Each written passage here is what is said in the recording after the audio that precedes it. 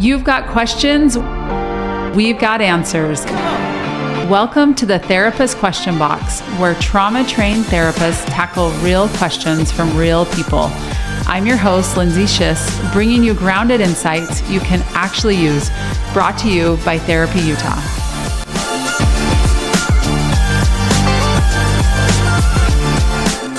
Welcome back to another episode of the Therapist Question Box. We are here to answer all of your mental health questions. And if you don't want to ask for yourself, just ask for a friend. Today, I have with me Whitney Wakefield. Whitney, thanks for joining us. It's so good to be back. It's been a minute. It's always fun to have you, so we appreciate you coming on. Today's episode is one that so many people will resonate with.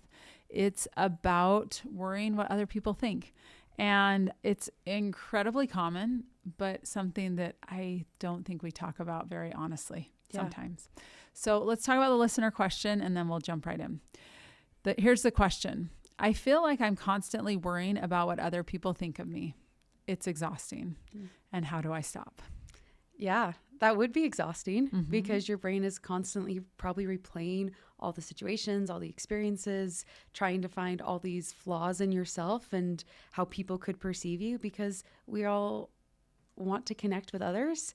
And so we're obviously looking for ways maybe we didn't connect. And so that's exhausting to constantly replay and wonder and worry, and that would just be exhausting every single day when you're trying to connect with people every single day. So I agree with you, and I think it is more common than we know. Whether people say like, I don't care what anyone thinks, you know, I sometimes when I hear that I think, but do you? Hold on a minute.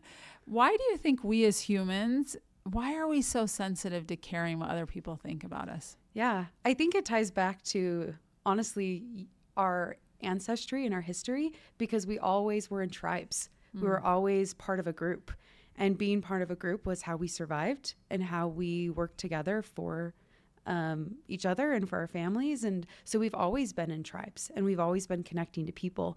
And so when we feel like we're being rejected from a tribe or we're not fitting in with a tribe, it brings up, I think, that survival in us of like, oh my gosh, what's going to happen? And also our brain sees social rejection as a form of pain. And so I think it goes both ways, as like, this is something we've learned to survive in the world that we live in. And now that survival instinct isn't necessarily as common because we don't have the risk of something coming and eating us, but we have the risk of, oh my gosh, I might not fit in. I might not have people with me. And that's just as painful and just as harmful to our brains.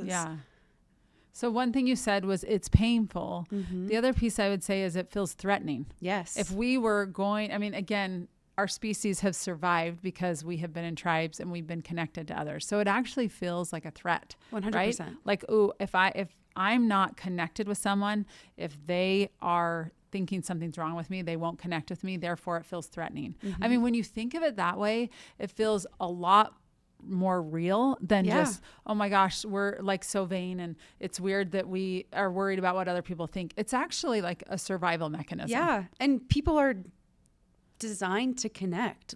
We as humans, we need people, we relate to people, we connect with people. That's how we are on an everyday basis. And if we don't have our people, that hurts. Like those moments when you see people sitting alone, that hurts because we know what it's been like for us to be alone. Yes. And so when we think of us having to be in that space where we're alone again, that sucks and that hurts. And so it makes sense that it's a worry and it's a concern, because we don't like to be alone. We want to connect. Even if we're introverted or like not as extroverted as people around us, connection is still a need that we have, because we all want to feel valued and seen and loved. Yeah, it is. It's a need. It's not just a nicety. I think that's the piece that's really important. It is actually necessary. 100%. We need it. Yeah. So again, like when people say, I don't want to care so much, I think, just give yourself a little bit of grace. Yes. Because actually it's a need. It's not just a want. It's survival. It's connection. Like, it is really important. Yeah. So with this listener's question, how do we know when it starts to become unhealthy? Like all of a sudden it's feeling like, okay, this is too much. Yeah, I think that's a great question, because I think there is a part of us that it's going to come up. It's normal. It's natural. When you walk into a room of people you don't know, it's normal for you to be like, ooh, like what's going to happen? Am I going to find someone I connect with. That's very normal. And it also doesn't have to stop you from engaging. So I think it becomes a problem when it stops us from engaging, or it stops us from showing up as we are and who we want to be, or when we're constantly replaying and finding the flaws in ourselves. Okay. So how do I know? Like, okay, how do I know that it's stopping me from being the person I want to be? Mm-hmm. How do I know that? Because again, it's hard to really determine that in the moment. Yes. What are your thoughts on that? I think I kind of want to like scale that back a little bit, because I think you need to know who you are to an extent first to know if it's kind of stopping you from showing up who you want to be. And so I want to put in a plug for figuring out, who are you? Like, what's important to you? Who do you want to show up as? Because if you know who you want to show up as, then it's easier to show up as that person. And it's easy to know if you're not showing up as that person. But if you don't have any, and that's obviously really hard. We're all on a journey figuring out who we are as individuals. But if you can kind of figure out, okay, these are the things that I really enjoy in others. This is the person I want to become. Like, if we can have that idea of becoming who we want to be, and we're noticing ourselves deviating from that, then it's easy to be like, okay, what's happening right now? Am I super worried about what other people think? Am I trying to impress people versus just connect with people? I think it's easy to kind of check in with yourself if you know where you want to go, to see if you're not heading in that direction. Yeah, I love that. It's amazing though what you said. Who do I want to be? I can't tell you how many clients I've been with and I've said, who do you want to be? What matters to you? Yeah. And they'll kind of say, well, to be kind or this or that.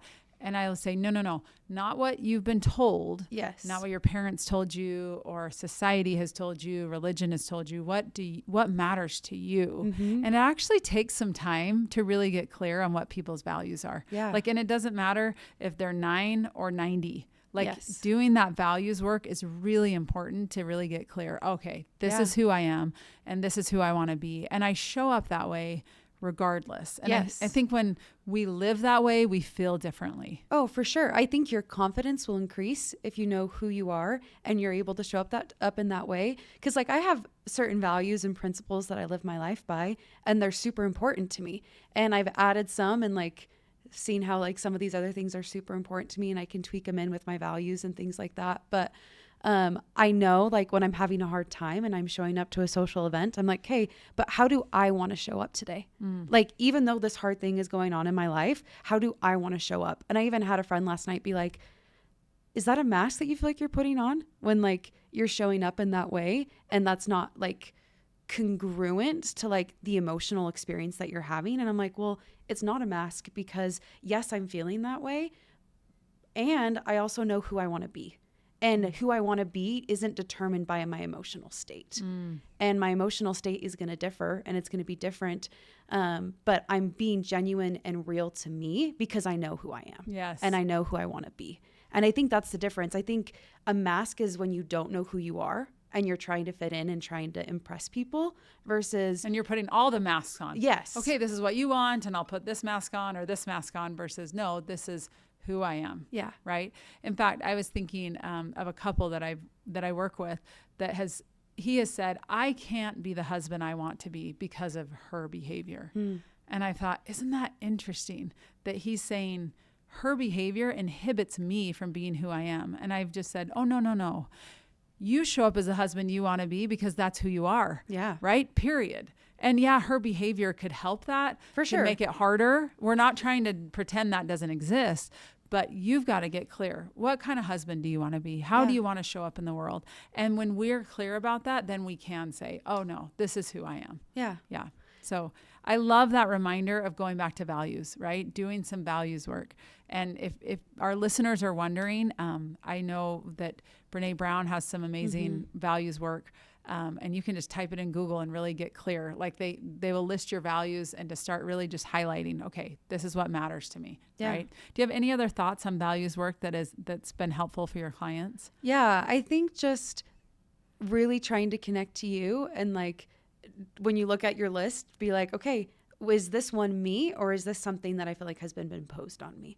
Because if it's something you feel like has been imposed on you, and I think we learn good things from other people, and sometimes we want those values in other people, and that's okay. That's not that it's not yours, but I think you really need to be honest with yourself when you're doing it. And sometimes it's really hard to be honest with yourself, especially if it feels weird, because we want to fit in, right? Yeah. And there's that worry piece that could come back up of like, well, what are people going to think of me if I don't have X, Y, and Z on my values list? That's right. And it's like, well, that's okay, because we're all different for a reason. And honestly, our differences and our imperfections are what help us connect more to other people. And so it's okay if your values are different, because it'll help you connect more. That our differences actually help us connect more, right? Yeah. I often think that same principle, like we don't attract exactly what we are, because that's what we are, but we attract what we're not. We look at the opposite, right? And often it's, oh, how did these two people get together, or these friends? Well, there's certainly commonalities, but for sure. there's pluses and minuses. There's differences, right? Like the yin and yang, it exists for a reason, because we complement each other in our relationships. So I love that reminder. Like, that's not a weakness that we're different. It's actually a strength. That's what we need to look for. So, okay. So understanding our values will really help us when we're thinking about this overemphasis on what other people think of us. So let's think about this. A question is, how would our listener know if they're stuck in people-pleasing behavior? Like, how would somebody know? That's a really good question. I think it goes into what's the goal that you have behind it, and what's the intent behind how you're showing up. Because if you're showing up to connect to yourself and to connect to other people, I think that can kind of help prevent the people-pleasing part showing up. But also the people-pleasing part will show up when you're trying to connect too, because it's like, well, I want to be liked. And so I think if you're able to like recognize that, and this is so much easier said than done. Always. That there's going to be some people that just you don't click with. And that doesn't mean that there's anything wrong with you.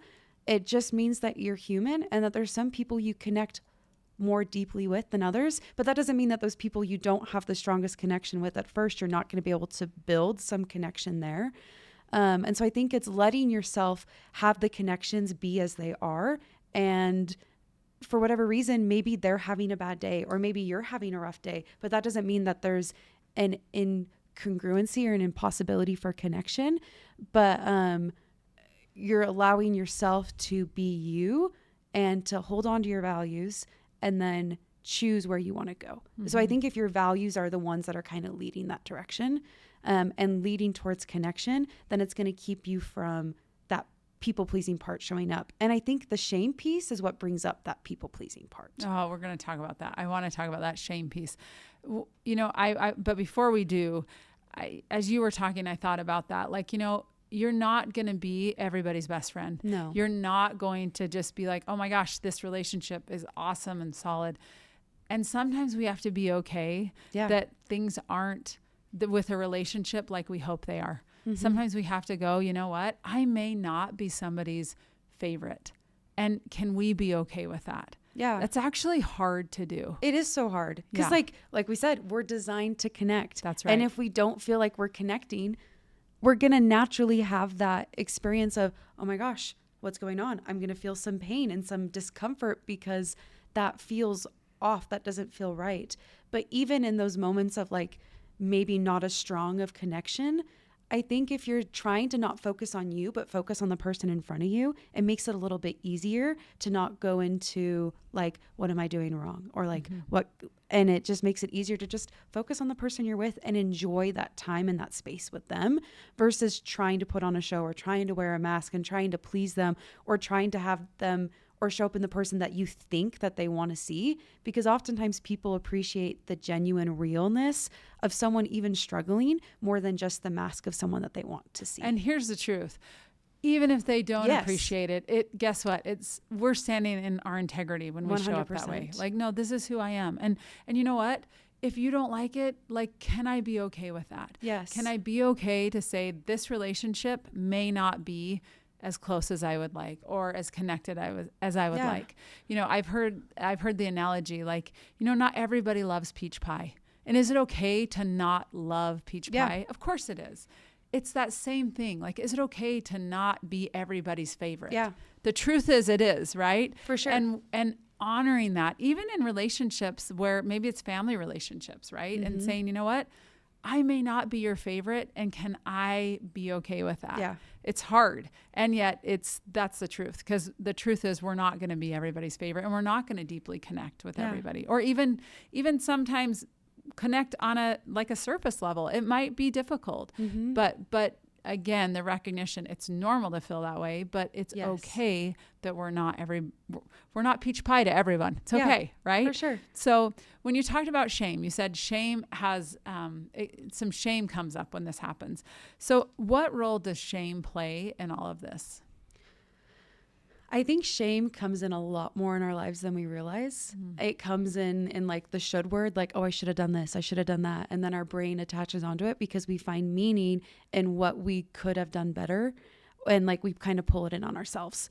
And oftentimes when that shame piece comes in, it pulls us in versus us allowing to connect and to see other people and to be present with where we're at, which ultimately can interfere with connecting with other people. And then it brings up that worry piece even stronger, because if we're finding ourselves connecting to ourselves and what we do know about ourselves and who we're trying to become, even if that shame piece comes up, we can still connect. 'Cause it's like, oh, I see that.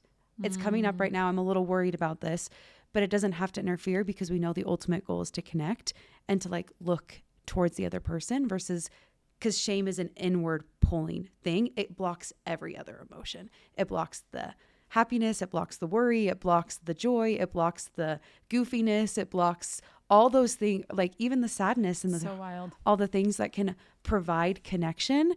The shame will come in and cover every other feeling, which will inhibit connection in the end. Gosh, when you say that, it's like, if shame is the barrier and you think how often it comes up, boy, that's something to look at. Like, values and understand shame. Like, when shame is coming up, it's going to block all of these ways that we connect with people, right? So to understand, okay, there's some shame coming up. How do you know if shame is coming up? I think if you're so focused on how everything went wrong and how you are the main culprit, or you're bad, or you didn't do it good enough, or those stories that shame tells us, because I think there's really common ones. There's other ones that maybe are a little different than the super common shame ones. But if you're shoulding yourself, that's I the love first that one. saying. Like, don't should on yourself. Yes, Yeah. like if you're finding yourself using the word should a lot, shame might be coming up a little bit. Like, oh, I should have said this. I should have done that. I should have engaged in this way. That's a good sign that shame is probably creeping in right now. Another good sign is if you're going to those stories that your brain is telling yourself about you, because those stories that you tell yourself about you, especially the ones that aren't helpful or more shaming, those ones have the most control over us. And if we're noticing those stories that creep in, shame's probably coming up too.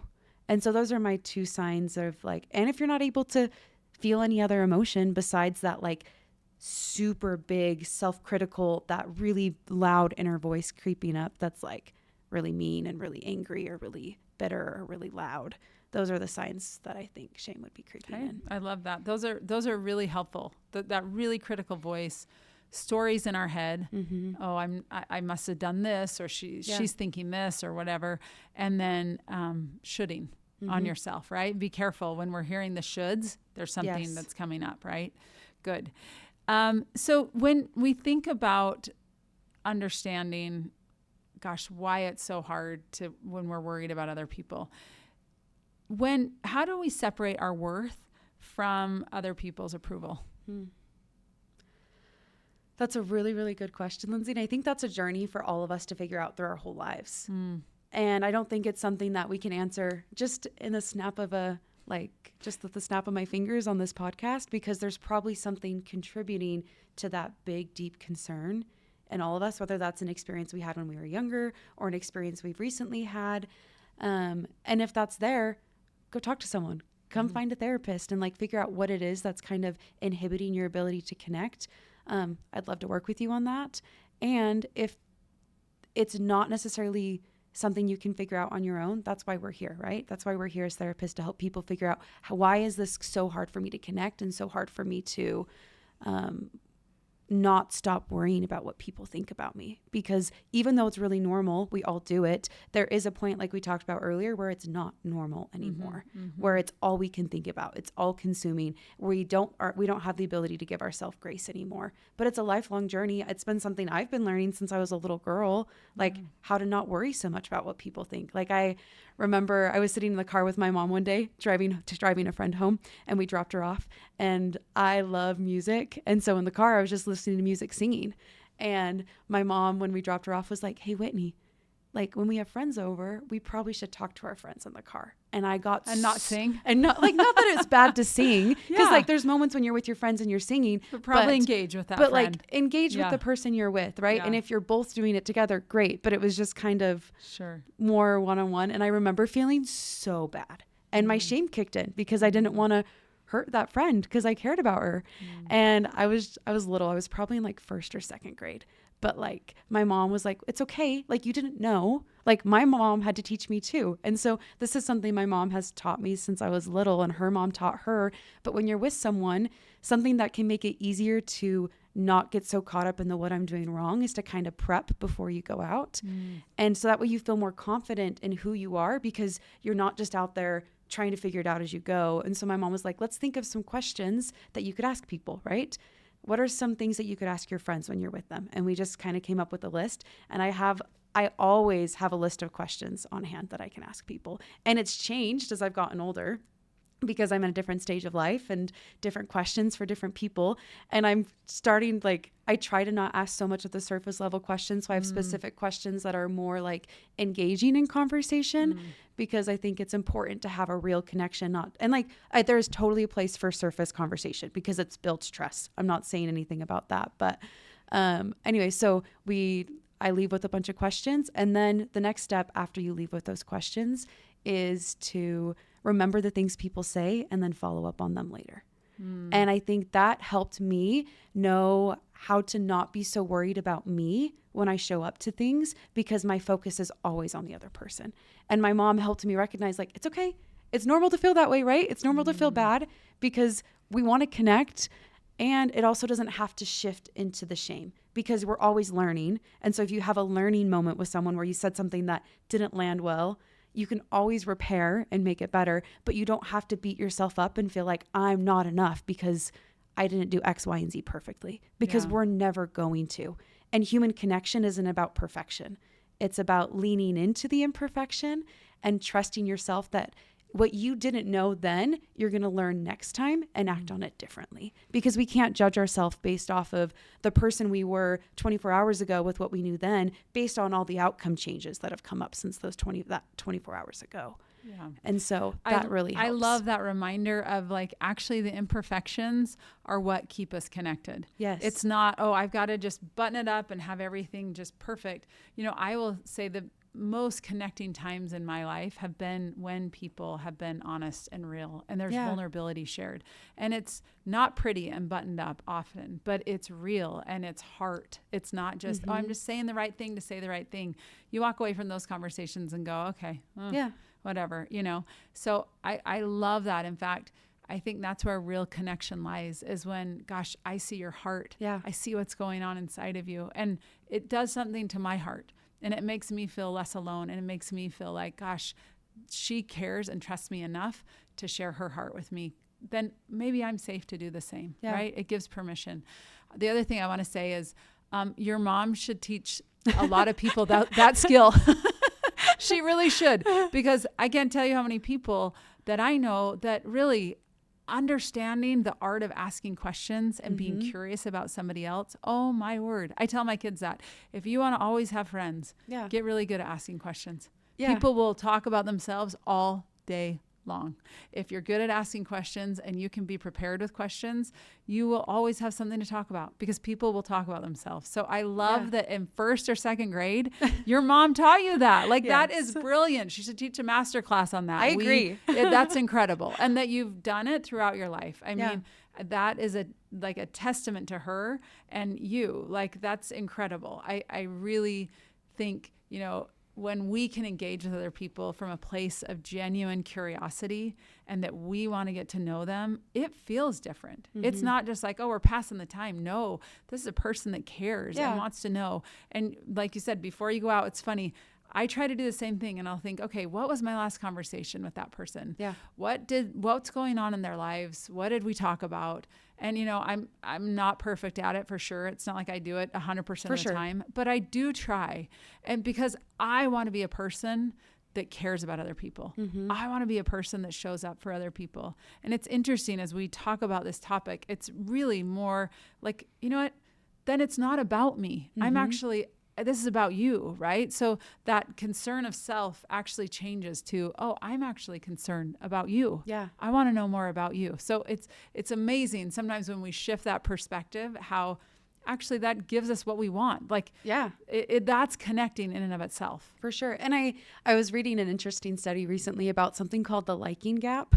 And for those of you that don't know, they did a study on a bunch of college students and their interactions with other people. And they brought 2 random strangers together and they had them interact and they had like a bunch of silly like conversation starters in the middle. And they talked for like 5 minutes, and afterwards they rated themselves on how likable they thought they were and how likable they thought the other person was. And they found that there's a big gap between how you view yourself in that conversation and actually how the other person perceived you. The person that you're talking to actually found that they like you a lot more than you think they do. Wow, how interesting. And so oftentimes that fear, and this obviously sounds so nice, right? Because it feels so real and it feels intense because, like we talked about earlier, social rejection or the fear of that is brought up as physical pain in our body. Like it's the same receptors are being triggered in our brain. And so it feels like that shouldn't be the case because like we need to connect. But really, you're connecting a lot better than you think you are. And people like you a lot more than you realize. I love that. I love that reminder. Wow, what an interesting study. And it goes back to the point that we are often our harshest critic. Oh, for sure. Right? The stories in our head, the way we see ourselves, we are harsh. And that study reminds us of that. So, so many good nuggets today, Whitney. I want to just go through a few things that when we feel worried about what other people think, it's to not feel shame about it, but it's part of our survival. It's connecting was what kept us alive, and tribes, it's what kept us alive for generations. So there's a reason it feels really important, because it is, right? I love that reminder. And then going back to our values, who do I want to be as a person? What matters to me? How do I want to show up? Right? And really getting clear about, okay, this is who I am and this is who I want to be, and to honor that. Right? Not, okay, I'm with this person, so they make me behave differently. No, that's not how it works. Like, this is who you are and who you want to be. And then understanding shame. I thought that was so important, that shame blocks so many other emotions, right? And that when we're saying the shoulds, we should and should not be doing this, we typically know that we're in shame. And then again, I just love that nugget from your mom. Ask questions. Don't sing in the car. Ask questions. Seriously. I actually love that you were singing in the car. I thought, oh, that's the beauty of a young inhibition, right? I thought that is awesome. But that she taught you, like, be curious about other people, be interested. I mean, that is an amazing tool. So thank you so much for your insights and your thoughts. I think this is something that so many people wish they didn't worry about, but so many people do. I think this will resonate with so many of our listeners. So really appreciate your insights and your thoughts today.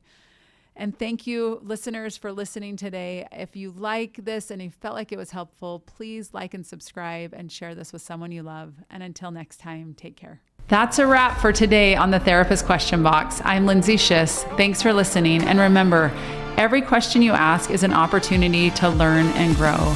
Brought to you by Therapy Utah. Hey, this is Kathy Kinghorn. I'm an owner at Therapy Utah. If you'd like to book with one of our trauma-trained therapists, go to www.therapyutah.org. Thanks for listening.